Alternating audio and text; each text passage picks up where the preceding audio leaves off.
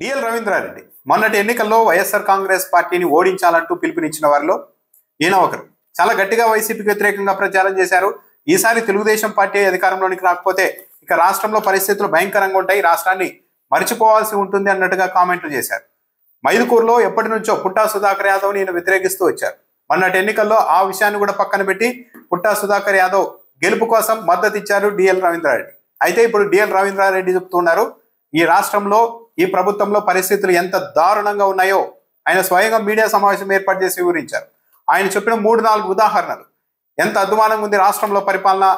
చివరకు డిఎల్ రవీంద్రారెడ్డి లాంటి వాళ్ళు కూడా 16 నెలలు తిరగముందే ఈ ప్రభుత్వం మీద ఏ స్థాయిలో ఆశలు వదులుకున్నారు అన్నది చాలా క్లియర్గా అర్థమవుతుంది. జగన్మోహన్ రెడ్డి సంక్షేమాన్ని మాత్రమే పట్టించుకున్నారు, అభివృద్ధి లేదు. మేము వచ్చాక సంక్షేమం అభివృద్ధి 2 సమాంతరంగా పరుగులు పెట్టిస్తామని చెప్పారు. జగన్మోహన్ రెడ్డి అసలు రోడ్లే వేయలేదన్నారు. ఇప్పుడు 16 నెలలైంది, నా ఇంటి ముందు ఉన్న రోడ్డు కూడా వేయలేదు ఈ ప్రభుత్వం అని డిఎల్ రవీంద్రారెడ్డి వ్యాఖ్యానించారు. 1000 కోట్లు ఇచ్చాము రోడ్లు వేయడానికి అని చెప్పారు గతంలో. ఆ 1000 కోట్ల రూపాయలు ఎక్కడికి వెళ్ళాయి? పెళ్లిళ్ళకి వెళ్తుంటే రోడ్లు ఎంత వరెస్ట్ గా ఉన్నాయో నేను చూస్తూ ఉన్నానని కూడా డిఎల్ రవీంద్రారెడ్డి వ్యాఖ్యానించారు. అభివృద్ధి ఎంత ఉందో నా ఇంటి ముందరనే మీకు అర్థమవుతుంది. మొన్న నేను సరాయపల్లెకు పెళ్లికి పోయినా, వరస్ట్ రోడ్డు సరాయపల్లెకు. లక్షల ఇల్లు కట్టిస్తామన్నారు, 16 నెలలైంది, ఒక్క ఇల్లు ఏమన్నా కడుతున్నారా, మొదలు పెట్టారా అని కూడా ప్రశ్నించారు. మా డ్రైవర్కి ఇల్లు కావాల్సి ఉండి ఫోన్ చేస్తే వచ్చే ఏడాది మార్చిలో మంజూరు చేస్తామని చెప్తున్నారు, అప్పటికి 2 ఏళ్ళు పూర్తవుతుంది అంటూ కూడా ఆయన చెప్పారు. వాట్సాప్ గవర్నెన్స్ అని పదే అంటున్నారు. వాట్సాప్ గవర్నెన్స్ అని మాట్లాడుతుంటే నాకు నవ్వు వస్తోంది. వాట్సాప్ గవర్నెన్స్ అంటే ఏంటి? ఏదైనా ఒక అప్లికేషన్ పెట్టుకుంటే ₹1 లంచం లేకుండా పని జరగాలి, వాట్సాప్లోనే ఆ సర్టిఫికేట్ రావాలి, పని జరిగిపోవాలి.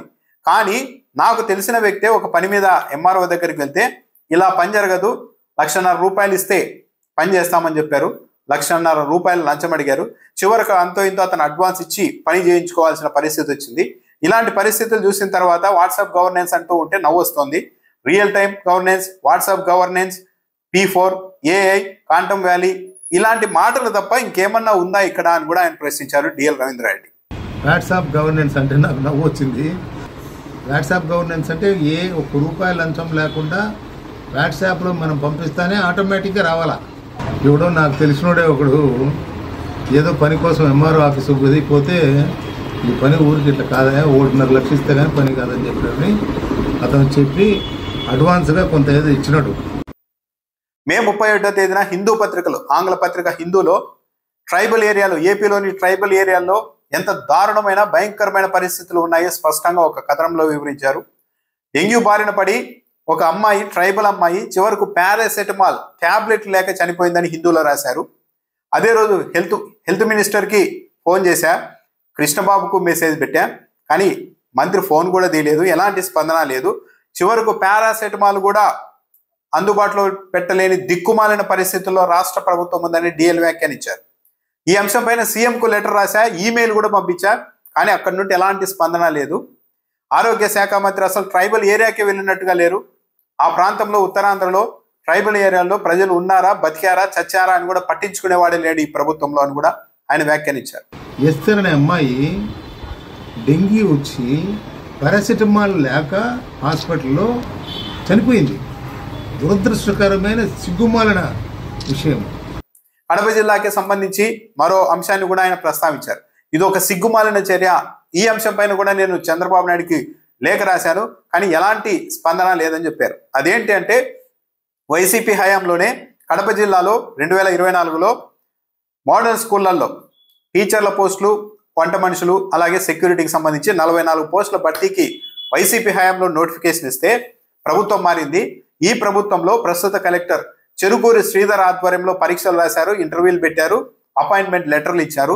గత నవంబర్లో ఇచ్చారు, కానీ నవంబర్లో అపాయింట్మెంట్ లెటర్ ఇస్తే ఇప్పటి వరకు వాళ్ళకు జీతాలే లేవు.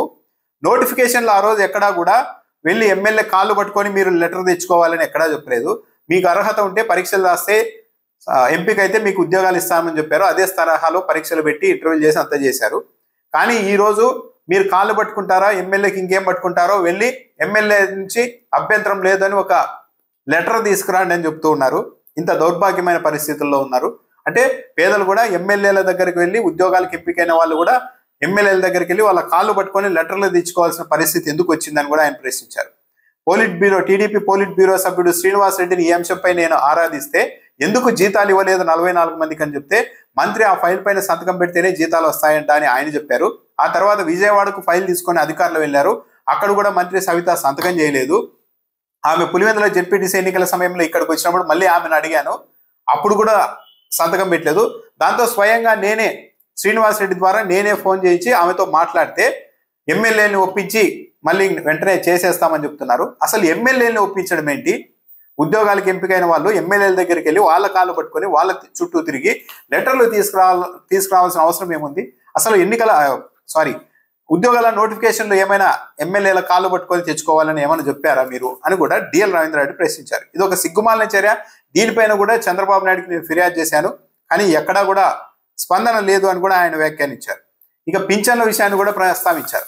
జగన్మోహన్ రెడ్డి హయాంలో అనర్హులకు పింఛన్లు ఇచ్చారు, మేము వాళ్ళవన్నీ తొలగించి అర్హులందరికీ పింఛన్లు ఇస్తామని చంద్రబాబు నాయుడు ఎన్నికల సమయంలో చెప్పారు. కానీ ఇప్పటి వరకు ఒక్క కొత్త పింఛన్ ఇచ్చింది కూడా లేదు. నా ఇంటి చుట్టూనే ఓ 10-15 మంది తిరుగుతూ ఉన్నారు. చివరకు ఈ పింఛన్లు వచ్చేది లేదు, ఈ ప్రభుత్వంలో చచ్చేది లేదు అంటూ నా దగ్గరికి వచ్చిన వాళ్ళకు నేనే 500-1000 రూపాయలు ఇచ్చి అప్పుడప్పుడు పంపిస్తూ ఉంటాను అని కూడా డిఎల్ రవీంద్రారెడ్డి చెప్పారు. ఈ అంశాన్ని కూడా చంద్రబాబు నాయుడు దృష్టికి తీసుకెళ్లాను. పైగా ఇటీవల చెప్తున్నారు అధికారులు, కొంతమంది చెప్తూ ఉన్నారు, కొన్ని మండలాల్లో అర్హత ఉన్న వాళ్ళని వికలాంగుల పింఛన్లలో అర్హత ఉన్న వాళ్ళని తొలగించేసి అనర్హుల్ని బ్రోకర్ల ద్వారా వాళ్ళని ఎలిజిబిలిటీ ఇప్పించారని కూడా చెప్తున్నారు. ఇలాంటి దారుణమైన పరిస్థితులు ఉన్నాయని కూడా చెప్పారు. యాక్చువల్లీ జమ్మలమడుకు ముఖ్యమంత్రి చంద్రబాబు నాయుడు వచ్చినప్పుడు ఈ 44 మంది ఉద్యోగులకు సంబంధించి అలాగే పింఛన్ల అంశం పైన ధర్నా చేద్దాం జమ్మలమడుగులో అని కూడా నేను అనుకున్నాను, కానీ ఆ రోజు నేను అందుబాటులో లేకుండా పోయానని కూడా చెప్పారు.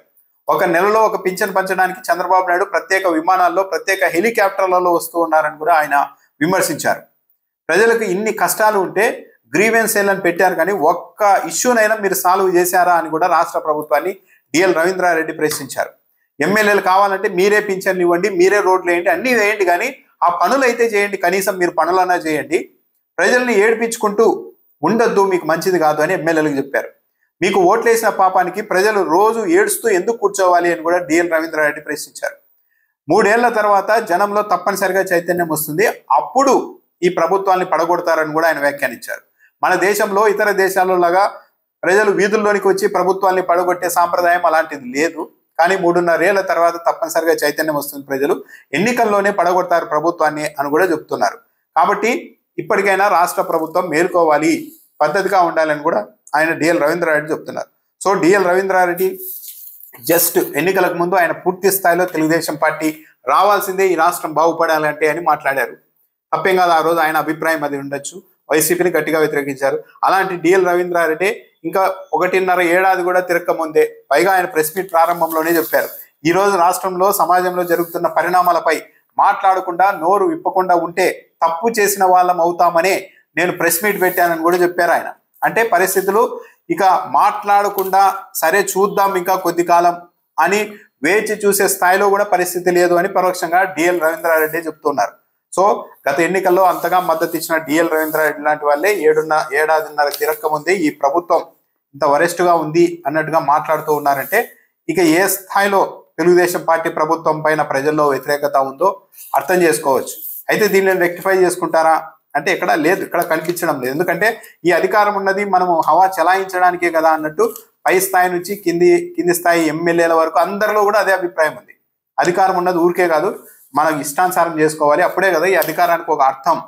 అంటే అధికారం అనేది సేవ చేయడానికి అన్న పాలసీని తెలుగుదేశం పార్టీ ఈ పాలనలో ఈ ఏడాదిన్నర కాలంలో పూర్తిగా విస్మరించింది అన్న దాంట్లో అనుమానమే లేదు. వాళ్ళు ఎంతసేపు ఇప్పుడు ఎమ్మెల్యేలు టీడీపీ నాయకులంతా అధికారం ఉన్నది మనం హవా చలాయించడానికి, పెత్తనం చలాయించడానికి, డబ్బులు సంపాదించుకోవడానికే అన్న పాలసీతోనే వెళ్తూ ఉన్నారు, కానీ ప్రజలకు సేవ చేసేందుకు ఈ అధికారం అన్న విషయాన్ని మర్చిపోయారు.